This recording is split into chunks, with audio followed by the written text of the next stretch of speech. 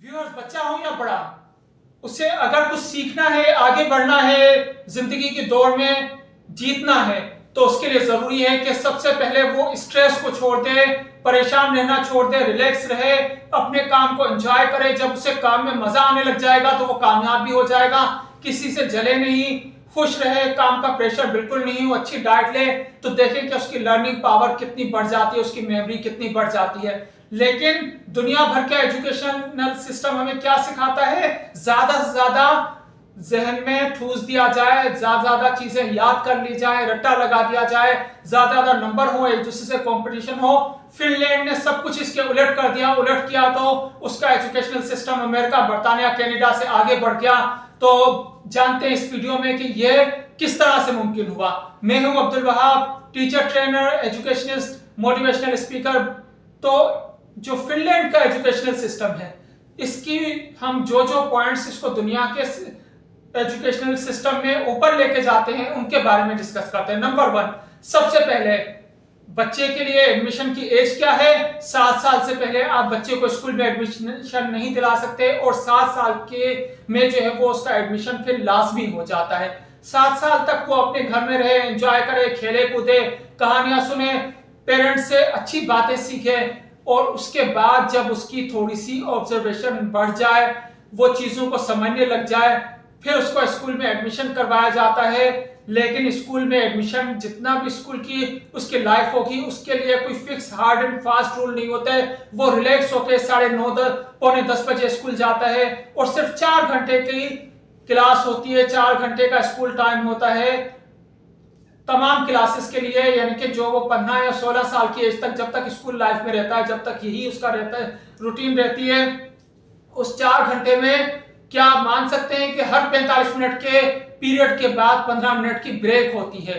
क्यों? क्योंकि साइकोलॉजी है कि इंसान 45 मिनट से ज्यादा नहीं सीख सकता। 45 मिनट के बाद जो सीखा है वो भी भूलने लग जाता है, तो लिहाजा उसे 15 मिनट की ब्रेक दी जाती है। वो खेल कूद के फिर दोबारा आता है। इस तरीके से 4 घंटे स्कूल में रहता है। उसके बाद उसे होमवर्क नहीं दिया जाता, या बहुत ही मामूली सा कोई होमवर्क दे दिया जाता है। घर जाके भी वो रिलैक्स रहता है। इस तरह से वो खुश खुश रहता है, अपने काम पे फोकस करता है।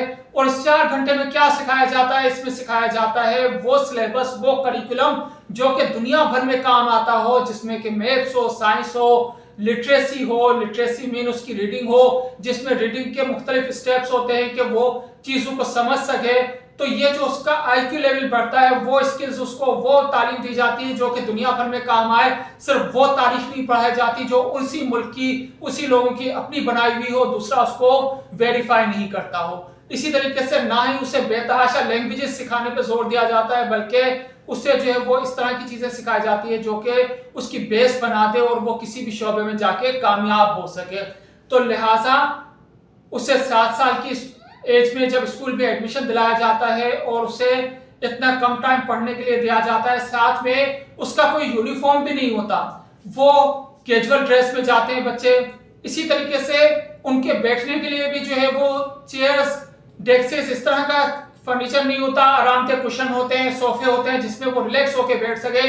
क्योंकि तहकीक साबित करती है कि जब इंसान कंफर्टेबल माहौल में रहता है, कंफर्टेबल माहौल में बैठा हुआ होता है, तो उसकी लर्निंग की जो सलाहियत होती है वो 20% बढ़ जाती है। इसी तरीके से बुक्स, यूनिफॉर्म तो होता ही नहीं है, बुक्स जो है वो गवर्नमेंट की तरफ से फ्री होती है। इसी तरीके से लंच भी गवर्नमेंट की तरफ से दिया जाता है। इस लंच में हेल्दी अज्जा रखे जाते हैं, वो डाइट दी जाती है जिससे उसकी प्रोटीन, विटामिन, मिनरल्स की जो जरूरियात है वो पूरी हो सके। उससे भी उसके जहन के ऊपर अच्छा असर पड़ता है, जिस्म के ऊपर अच्छा असर पड़ता है। और उनका मानना है कि यही वजह है हमारे एजुकेशनल, ये भी एक बड़ी वजह है हमारे एजुकेशनल सिस्टम के बेहतर होने की, या उसमें जो है वो बच्चे एक्टिव रहते हैं, अलर्ट रहते हैं, उनका आईक्यू लेवल बढ़ जाता है। तो इसी तरीके से कोई भी प्राइवेट स्कूल नहीं होता, प्राइवेट स्कूल का तस्वुर ही नहीं है। सारे के सारे स्कूल गवर्नमेंट स्कूल होते हैं, और सब फैसिलिटीज गवर्नमेंट की तरफ से प्रोवाइड की जा रही होती हैं।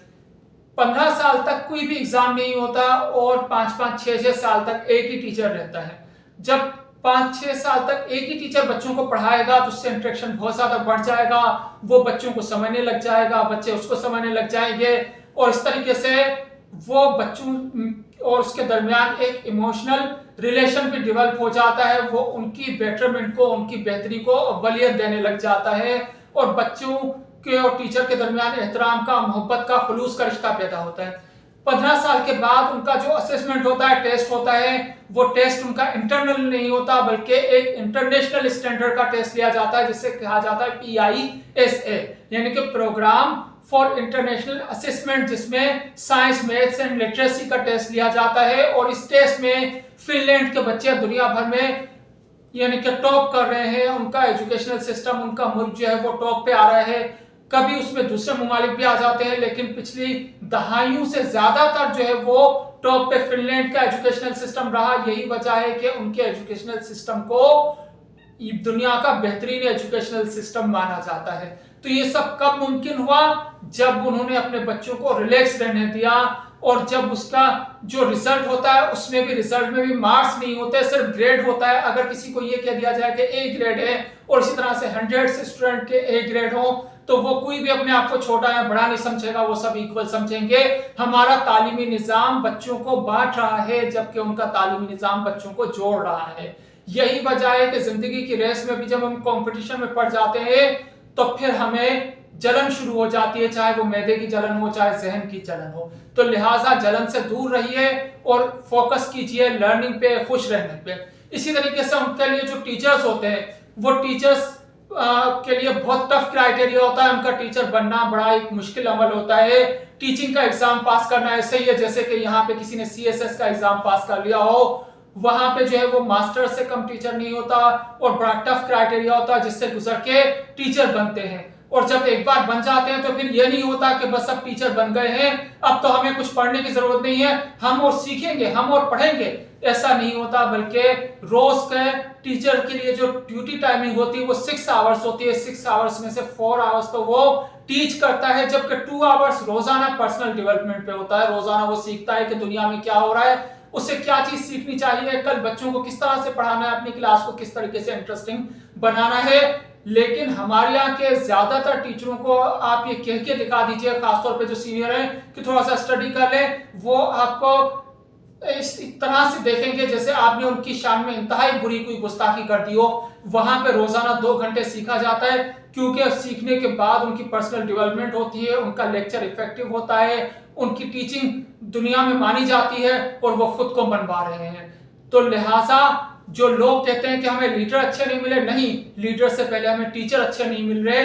टीचर अच्छे बनाइए, एजुकेशनल सिस्टम को बदलें, मुल्क बदल जाएगा और फिर वो दुनिया में कुछ करके दिखाएगा। तो लिहाजा फिनलैंड जो है वो इन उसूलों पे अमल कर रहा है। हमें भी उन चीजों को पढ़ाना चाहिए जो कि काम की हो, जो कि दुनिया में मानी जा रही हो। और अपने एजुकेशनल सिस्टम को जब तक हम चेंज नहीं करेंगे, मुल्क भी चेंज नहीं हो सकता। यह थी हमारी आज की वीडियो। उम्मीद है आपको पसंद आई होगी। दूसरों से शेयर कीजिएगा, लाइक कीजिएगा, चैनल को सब्सक्राइब कीजिएगा। Thank you so much.